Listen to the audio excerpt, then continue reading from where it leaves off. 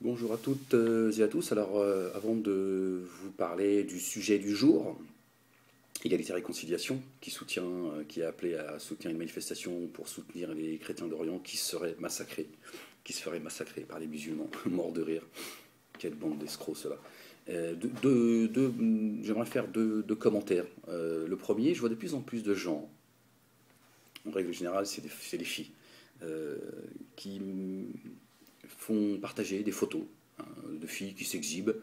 Euh, enfin, quand je dis qui s'exhibent, oui, quelque part c'est de l'exhibition, mais bon, parfois pardon, clairement, à moitié à poil, hein, je veux dire, elles exhibent leur poitrine, leur derrière, elles prennent des photos très provocatrices. C'est accompagné d'un commentaire du genre Mashallah, t'es trop belle, Mashallah, qu'Allah te garde. Je ne comprends pas, j'ai du mal à ça. À chaque fois, ça me choque, quoi. Je me dis, mais c'est quoi ces commentaires, Mashallah? Parfois, c'est des vidéos, on voit des vidéos de filles voilà, qui dansent. Souvent, voilà, c'est des clips. L'autre, elle est complètement à poil. Elle est là, elle excite tout le monde. Et Mashallah, ils font tourner. Je trouve ça très curieux, c'est très bizarre. Ça va être quoi dans 10 ans? Mashallah, t'es trop bonne. C'est très curieux. Enfin, à un moment donné, il faut arrêter les conneries. Qu'est-ce que c'est que ces histoires? Qu'est-ce que vous mêlez le nom d'Allah subhanahu wa ta'ala, avec le haram, avec la perversité, que vous ayez envie de vous exhiber? Ça vous regarde, hein, moi, c'est pas à moi de vous, c'est pas à moi de vous, c'est pas mon problème. Mais c'est quoi? C'est très curieux quand même. Et souvent, c'est des filles de la communauté maghrébine. Comment ça, tu t'exhibes ta copine qui est à moitié à poil, elle excite tout le monde, tu lui dis Mashallah?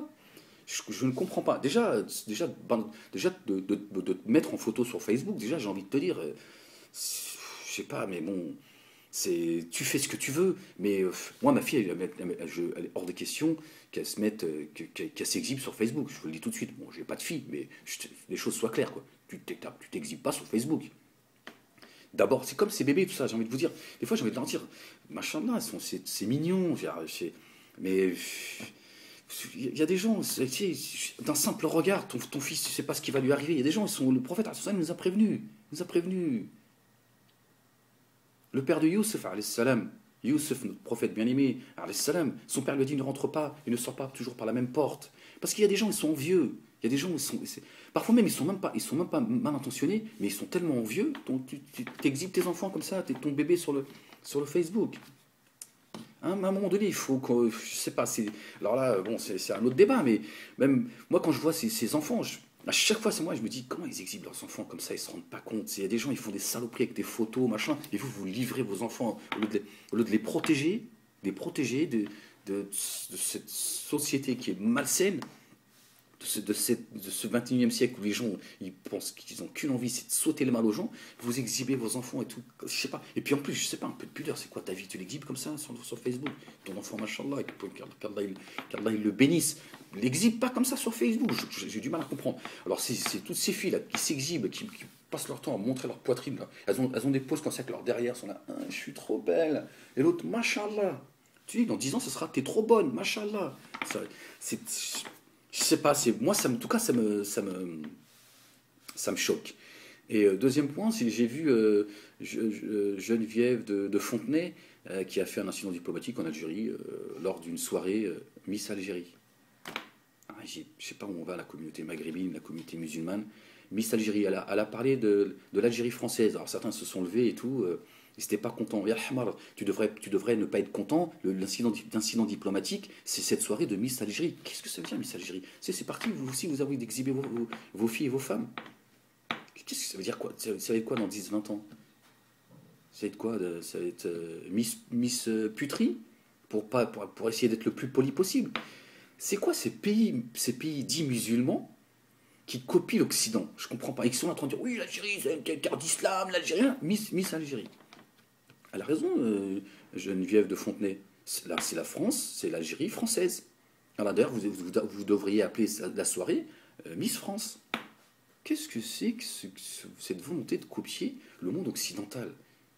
Alors, au lieu de couvrir vos filles et vos femmes, vous les découvrez en fait. C'est-à-dire que vous appelez vos filles à la puterie en fait. Je comprends pas, c'est agib. On a tous nos incohérences. Moi, le premier, je suis pas en train de donner là encore et faire une leçon de morale, d'accord. Mais c'est vrai qu'il y a des choses, c'est pas, c'est-à-dire, au moins, on se la ferme. Moi, quand quelqu'un vient, il me montre une incohérence, bon, c'est pas toujours facile à accepter quand on fait des erreurs.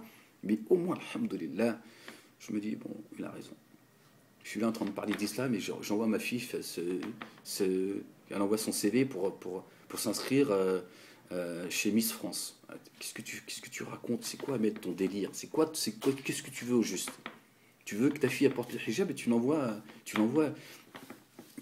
s'inscrire chez Miss France. Donc à un moment donné, donc voilà, c'est quoi ces histoires de Miss Algérie?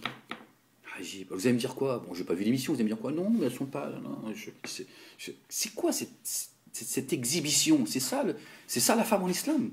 C'est de jouer de ses charmes. Ah, alaykoum salam wa rahmatullahi wa barakatuh.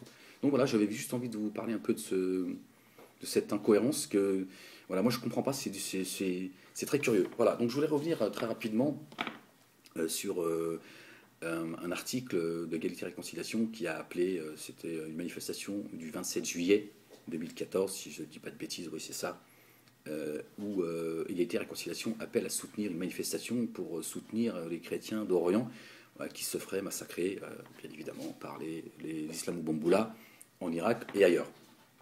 Donc la question que je pose, c'est comment se fait-il que Égalité et Réconciliation, Égalité et Réconciliation, hein, l'appellation est claire, donc il appelle à la réconciliation, hein, je vous en ai parlé, moi je ne vois pas de me réconcilier avec qui, moi si je dois me réconcilier c'est avec moi-même, avec Dieu, mais avec moi-même, pas avec les histoires de couleurs, des histoires de religion, machin, ça ne me concerne pas. Après, voilà, je fais des oppositions et je mène un combat des idées, mais après, je ne sais pas en fonction de la couleur des gens, ou de la religion des gens, ou je ne sais quoi. Voilà, voilà. Donc comment se fait-il que Égalité et Réconciliation n'est pas appelé à soutenir les musulmans qui se font massacrer par les chrétiens en Centrafrique, par exemple? Hein, je crois que beaucoup ont vu les images. On n'a pas vu d'image de chrétiens se faire massacrer comme les musulmans en Centrafrique se font massacrer. Les images sont juste insupportables à regarder, avec en plus le soutien de l'armée française qui a désarmé lâchement les musulmans, c'est-à-dire ils ont été livrés voilà, à la meute. Donc, c'est quoi cette réconciliation, Alain Soral? Donc, Alain Soral, voilà, il protège ses fesses en fait. Alors qu'Alain Soral, il est là, il est là, il est là. Ouais, antisioniste. Et puis, hop, il te dit oui, je suis pour le patriotisme des Juifs de France, je suis pour le patriotisme israélien. Voilà. Bon, d'abord, il contente tout le monde. C'est un politique, un peu pour les musulmans, un peu pour les chrétiens, un peu pour les athées, un peu pour les homosexuels, un peu. Donc il a un discours très, voilà, lui est Dieudonné, voilà, ils sont dans le business. Donc ça peut se comprendre quand on est dans le business. Ils n'ont pas une réelle motivation, ils n'ont pas de, voilà. Donc question simple, comment se fait-il que Soral appelle à soutenir les chrétiens d'Orient contre le nouvel État autoproclamé islamique euh, et pas appeler, ou en tout cas soutenir et dénoncer cette barbarie contre les musulmans en Centrafrique et ailleurs qui se font massacrer par des chrétiens avec la complicité de la police locale et avec l'aide des puissances étrangères qui aujourd'hui sont en train de nous dire qu'il faut absolument sauver les chrétiens d'Orient, machin, on a vu ça en Irak et tout, alors qu'il y a des gens sur place qui sont chrétiens, qui sont responsables de la communauté chrétienne, qui vous disent qu'il faut arrêter la propagande, il n'y a pas de chrétiens qui se font égorger, il n'y a pas de chrétiens qui se font menacer, au contraire, on a vu des musulmans, main dans la main avec les chrétiens, leur disant nous sommes ensemble et tout, donc la réconciliation c'est ça, Alain Soral, tu devrais plutôt faire la propagande justement de ces musulmans et de ces chrétiens main dans la main en disant nous sommes ensemble, il n'y a pas de guerre de religion, non, il est en train de nous dire il faut manifester, voilà, parce qu'il faut rappeler une chose, c'est que Soral et Dieudonné sont des amis très proches de Bachar al-Assad, et l'un des enjeux de taper le nouvel État islamique, c'est de protéger Bachar al-Assad, parce que Bachar al-Assad il est la caution, il protège en fait les frontières israéliennes, et il est le garant surtout de la tranquillité du Golan. Ça, c'est une réalité. Donc, le nouveau calife est une menace pour le Golan, et pas pour Bachar al-Assad. Bachar al-Assad, il est juste là pour garder la tranquillité des intérêts israéliens. C'est ça la vérité. Donc voilà, donc Soral qui vous parle de paix, d'amour et de réconciliation en permanence, en fait, en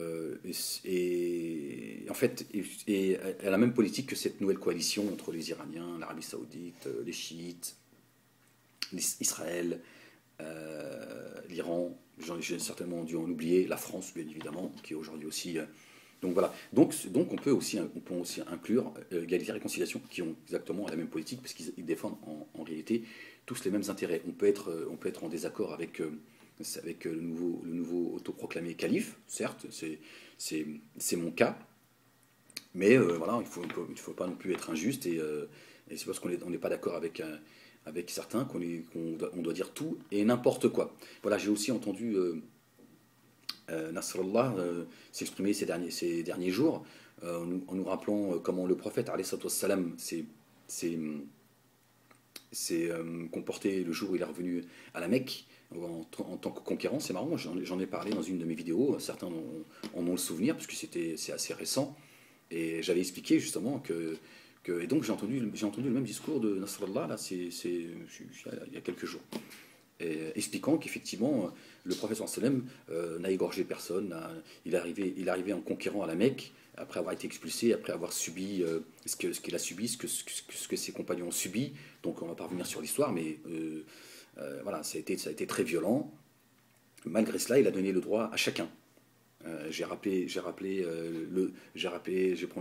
aussi qu'il a donné les droits à Abu Sufyan, qui était l'un des pires ennemis d'Islam avant qu'il se convertisse. Nasrallah a aussi cité son nom. C'est très curieux quand même ce parallèle avec le discours que j'ai tenu, et lui, son discours qu'il a tenu juste après le mien, il a dit exactement la même chose.